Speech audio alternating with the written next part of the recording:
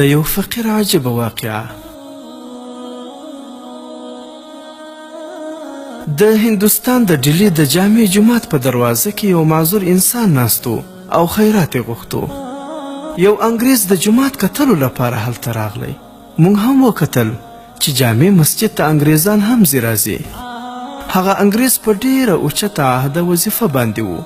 کله چې د دغه فقیر مخې ته راغلی نو هغه فقیر سلوټ سلامي ورته وکړه د دې لپاره چې کسه راکړي.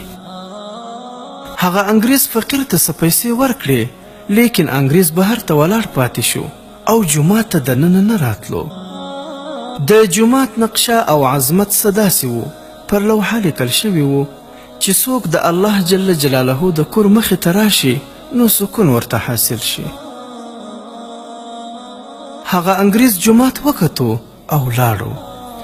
کور ته چې راغلو نو ورته پته ولګېده چې د کومې بټوې نه مې فقیر ته پیسې ورکړې وې هغه بټوه اوس نشته، چېرته ترې بېدرکه شوې وه. پیسې هم پکې ډېرې زیاتې وې او پته هم نه لګېده چې چېرته ترې بټوه ورکه شوې ده. یوه هفته وروسته بیا دغه انګریز ته رخصتي ورکړل شوه. د هغه ښځې ورته وویل چې تیر ځل د جومات کتلو لپاره تللی وې، اوس دا ځل ما هم در سره بوزه. هغه د خپل ځان سره خپله ښځه روانه کړه او جومات ته راغلو. کله چې هغه انګریز د دغه معذور فقیر مخې ته تیرېدو نو هغه فقیر سمدستي ودرېدی او ورته یې وویل چې تیر ځل ته راغلی وې، ما ته دې پیسې راکړې وې. د هغې نه وروسته تا خپله بټوه په جیب کې کېښودله، نو چې لږ مخکې لاړې هغه بټوه ستا نه پرېوتله او هغه ما راواخیسته. دا بټوه ستا زما سره امانت و، دا واخله خپل امانت. انګریز چې بټوه خلاصه کړه نو ټولې پیسې پکې پرتې وې.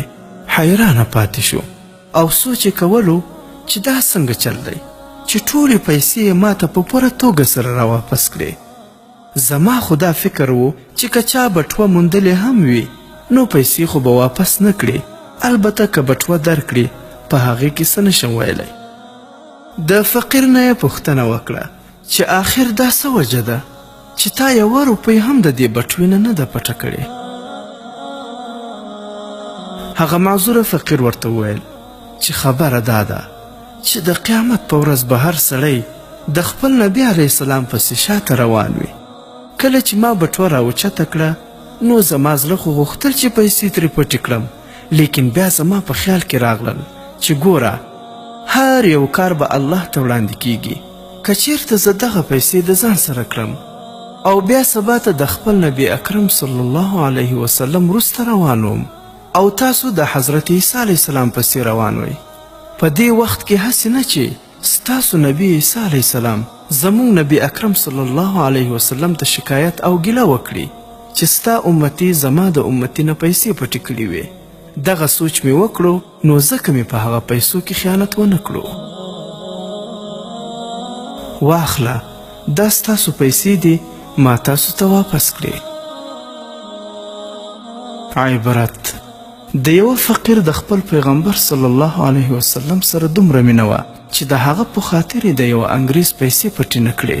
او راشئ موږ ته وګورئ، په حرامه ګټه مو خپله ټوله نفقه خرابه کړې او په دروغو ویلو مو خولې ستړې شوې او په کاروبار کې مو خیانت او دوکه کول عادت ګرځېدلی، نو ځکه مو د زړه سکون او خوشحالي ورکه ده.